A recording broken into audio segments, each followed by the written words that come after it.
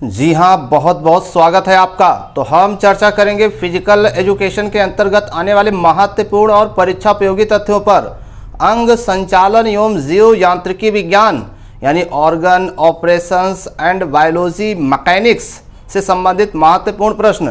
पहला प्रश्न, मानव शरीर में मुख्यतः कितने प्लेनों में बांटा गया है? मानव शरीर को मुख्यतः कितने प्लेन में बांटा गया है? सही उत्तर 4, कोरोनल प्लेन, हॉरिजेंटल प्लेन और सेजिटल प्लेन और पैरासेजिटल प्लेन। अगला क्वेश्चन नंबर 2, कौन सा प्लेन शरीर को सिंस्टर व डिक्स्टर में विभक्त करता है? तो इसका सही उत्तर होगा सेजिटल। इसे लॉन्गिट्यूडनल प्लेन या फ्रंटल प्लेन भी कहते हैं। चलिए क्वेश्चन नंबर नेक्स्ट की बात करते हैं। कौन सा प्लेन पर मेरुदंड आकुंचन एवं विस्तार किया जा सकता है? तो सही उत्तर होगा कोरोनल एक्सिस और सेजिटल प्लेन। क्वेश्चन नंबर 4, पिंड से गुजरने वाले तरल का वेग कौन निर्धारित करता है? तो इसका सही उत्तर हो जाएगा तरल घर्षण, लिक्विड फ्रिक्शन। प्रोनेशन किस प्रकार की संधि गतिविधि है? तो यह है अग्रबाहु का घूर्णन होता है जिसमें हथेली पीछे की ओर हो जाती है। चलिए क्वेश्चन नंबर 6, किसी दौड़ प्रतियोगिता में समय की तुलना में वेग परिवर्तन क्या कहलाता है? तो ये कहलाता है त्वरण यानी एसिलरेशन।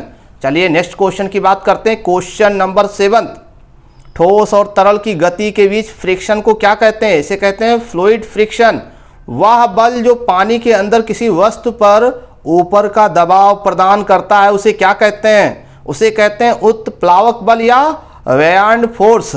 जी हाँ, अगर आपके पास समय कम है तो आप इसकी आवाज़ को ही सुनते रहिए, याद हो जाएगा। अगर वीडियो देखने भर का समय नहीं है आपके पास तो इसको चालू करके छोड़ दीजिए और सुनते रहिए। प्रश्न नंबर 9, जब हम हाथ और कलाई के साथ एक सर्किल बनाते हैं तो इस परिघटना को क्या कहा जाता है? तो इस परिघटना को सरकमडक्शन कहते हैं। क्वेश्चन नंबर 10, ग्रीवा संधि किसका उदाहरण है? तो ये है पिवोट संधि का उदाहरण यानी खूंटी संधि का उदाहरण है। क्वेश्चन नंबर 11, लेटरल एपिकांडिलाइटिस के रूप में भी जाना जाता है किसको? टेनिस एल्बो को। Question number 12, lean body mass क्या है? तो लीन बॉडी मास है मांसपेशियां, हड्डी और शरीर के अन्य गैर वसा ऊतक। क्वेश्चन नंबर 13, प्रक्षेपित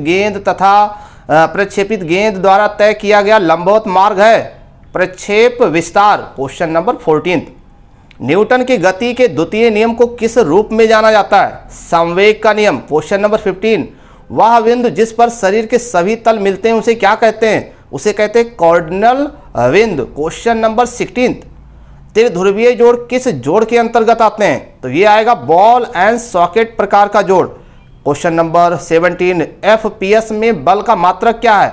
तो सही उत्तर हो जाएगा पाउंडल। जी हाँ, लगातार आप भी गेस करते रहिए, हमारे उत्तर आने से पहले आपका उत्तर जब आ जाए। प्रश्न नंबर 18, अपाकुंचन यानी प्रोट्रैक्शन और आकुंचन यानी रिट्रैक्शन होता है किसमें? कंधे के जोड़ में होता है। चलिए क्वेश्चन नंबर 19 की बात करें। हैमस्ट्रिंग कर्ल किस लीवर का उदाहरण है? तो यह है तृतीय प्रकार के लीवर का उदाहरण। क्वेश्चन नंबर नेक्स्ट, कुश्ती में विरोधी को ऊपर उठाना न्यूटन के किस गति नियम पर आधारित है? तो इसका सही उत्तर हो जाएगा जड़त्व के नियम पर। क्वेश्चन नंबर 21, तैराक शरीर की उष्मा को पानी में किस प्रक्रिया के तहत छोड़ते हैं? तो ये हो जाएगा संवहन के तहत। क्वेश्चन नंबर 22 पर, संधि के साइनोवियल नामक तरल पदार्थ वाले स्थान के पास सूजन आ जाए तो उसे क्या कहते हैं? उसे कहते हैं साइनोवाइटिस। क्वेश्चन नंबर 23, सेट के आदेश पर स्प्रिंटर होता है अस्थिर संतुलन में होता है। 24, चलने की जटिल प्रक्रिया का विश्लेषण तथा वर्णन सबसे पहले किस व्यक्ति ने किया था? तो ये किया गया था अरस्तु के द्वारा। 25, पेशीय विज्ञान का जनक किसे कहते हैं? पेशीय विज्ञान का जनक अरस्तु कहते हैं। जी हाँ, अगर आपके पास समय नहीं है तो आप इस वीडियो को ऑन करके छोड़ दीजिए और सुनते रहिए और देखते रहिए। किस प्रक्रिया के दौरान संधि कोण में कमी आती है? फ्लेक्शन के दौरान। कोशिश करिए मेरे उत्तर आने से पहले ही आपका उत्तर आ जाए। लॉन्ग नोज परीक्षण किस योग्यता हेतु किया जाता है? बताएं।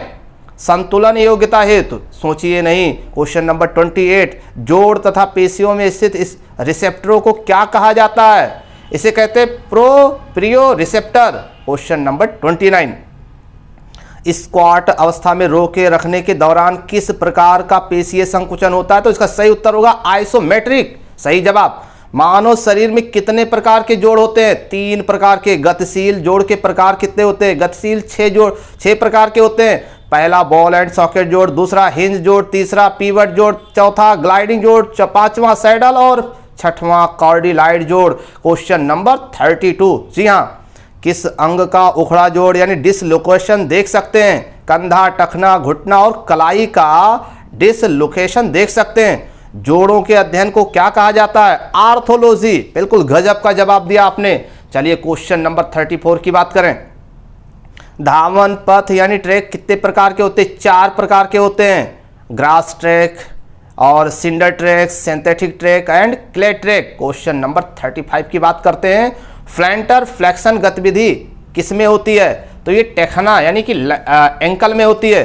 Question number 36। मांसपेशी संकुचन का स्लाइडिंग फिलामेंट सिद्धांत किसके द्वारा प्रतिपादित किया गया? तो ये किया गया था हक्सले के द्वारा। Question number 37। फुटबॉल खेलते समय किस प्रकार की ऊर्जा उपयोग में आती है? तो सही उत्तर होगा गतिज ऊर्जा। साइनोवियल जोड़ को और किस जोड़ के नाम से जाना जाता है? इसको कहते हैं श्लेषक संधि या असीमित गति वाला जोड़। क्वेश्चन नंबर 39 की बात करें तो स्थिति में परिवर्तन क्या कहलाता है? इसको कहते हैं विस्थापन। व्यक्तिगत पुनर्निवेशन किसके द्वारा होता है? तो ये गति बोधक ज्ञान के द्वारा होता है। इंटरनेशनल पावर लिफ्टिंग फेडरेशन का गठन किस वर्ष हुआ? 1971 में हुआ। पावर लिफ्टिंग में इवेंट्स कौन कौन से होते हैं? तो ये होते हैं स्क्वाट, बेंच प्रेस और डेड लिफ्ट। क्वेश्चन नंबर 43 की बात करेंगे। Question number 43। विसर्पी संधि को क्या कहते हैं? ग्लाइडिंग जोड़ या कलाई और टखने में ये होती है। Question number 44। ग्रीवा संधि किसका उदाहरण है? कीलदार संधि का उदाहरण है। Question number 45। अपकेंद्रीय और अवकेंद्रीय बल न्यूटन के किस नियम पर आधारित है? तो ये न्यूटन के तृतीय नियम पर आधारित है। Question number 46। कुश्ती का खिलाड़ी दांव लगाने के लिए सबसे अधिक किस संतुलन का प्रयोग करता है? अस्थायी संतुलन सही उत्तर होगा। वह अदृश्य परंतु उपस्थित रहता है गति में, वह अदृश्य जो उपस्थित रहता है गति में, उसे क्या कहते हैं? बल कहते हैं, बल। Question number 48।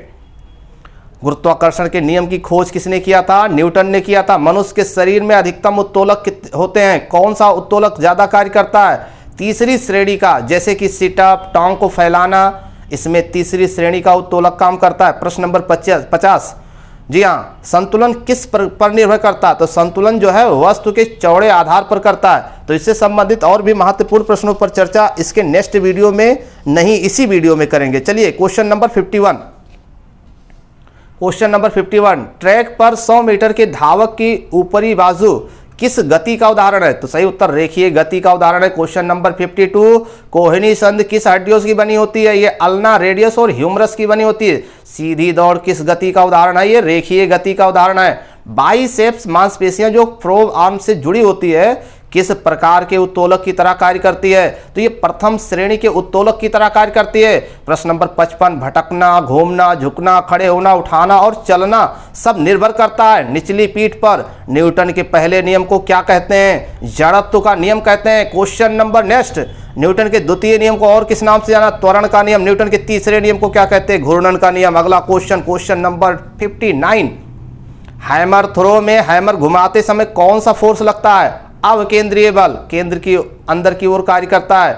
हैमर थ्रो में हैमर को छोड़ते समय कौन सा बल लगता है? अपकेंद्रीय बल, यानी केंद्र की बाहर की तरफ ये बल काम करता है। सेंट्रीपेटल और सेंट्रीफ्यूगल फोर्स न्यूटन के किस नियम के अंतर्गत आते हैं? तीसरे नियम के अंतर्गत आते हैं। जड़त्व के अध्ययन से क्या तात्पर्य? किसी भी चीज का आराम व गति का अध्ययन। क्वेश्चन नंबर मांसपेशी द्वारा लगाए गए बल को क्या कहते हैं? इसको बोलते हैं इंटरनल फोर्स।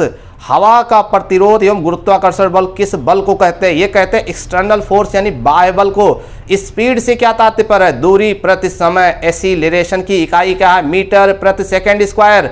अब केंद्रीय बल का सूत्र क्या है? mv²/r। वर्क एनर्जी की इकाई क्या है? कार्य का मात्रक जूल है। काजू से याद कर लीजिए, का से कार्य, जू से जूल हो जाएगा। चलिए, द्रव्यमान गुणे त्वरण किसके बराबर होता है? ये फोर्स यानी बल के बराबर होता है। 360 डिग्री पर कितने रेडियन होते हैं? 2 पाई। ठीक, जी हाँ। अगला क्वेश्चन, मोमेंटम के बराबर होता है किलोग्राम मीटर प्रति सेकंड। गुरुत्वीय त्वरण जी का मान भूमध्य रेखा पर सबसे कम होता है, यानी भार सबसे कम होता है। महान वैज्ञानिक गैलीलियो किससे प्रसिद्ध हैं? जड़त्व के नियम के कारण।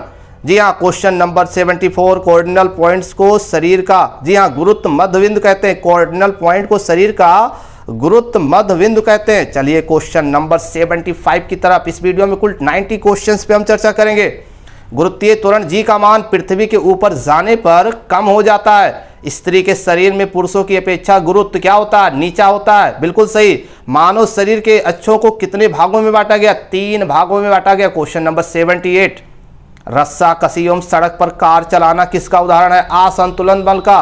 बल का मात्रक क्या है? न्यूटन है। निर्वात में स्वतंत्रता पूर्वक गिरते पिंडों का वेग क्या होता है? एक समान होता है। दाब का मात्रक क्या है? पास्कल एवं न्यूटन प्रति metre square. Question number next है 82, कार रेसिंग की गाड़ियों में किस सिद्धांत के अनुरूप तरल पदार्थ का प्रयोग किया जाता है? बर्नौली के प्रमेय के अनुसार। वस्तु का नियम समान वेग से चलते रहना एवं वस्तु विरामावस्था में अर्थ क्या है? त्वरण शून्य होने का अर्थ है। किसी वस्तु पर लगा बल किस दिशा में कार्य करता है? तो पृथ्वी के केंद्र की ओर कार्य करता है। गति के प्रकार कौन कौन से? रेखीय गति, अनियमित गति और दोलन गति और वृत्तीय गति। क्रिया अभिक्रिया का नियम, ये न्यूटन का तृतीय नियम है, यानी क्रिया प्रतिक्रिया का नियम न्यूटन का तीसरा नियम है। गति विज्ञान का जनक कौन है? अरस्तु। क्वेश्चन नंबर 88, खेल प्रशिक्षक खिलाड़ियों को परिचित करवाता है काइनेटिक्स और काइनेमेटिक्स। वस्तु में दोनों एक साथ हो सकती है, सरल रेखीय गति और घूर्णन गति। अगला क्वेश्चन, मांसपेशी की इकाई क्या है? मांसपेशी की इकाई है माइक्रोन। तो ये थे महत्वपूर्ण और परीक्षा उपयोगी प्रश्न। हमारे वीडियोस को देखने के लिए आपको बहुत बहुत धन्यवाद।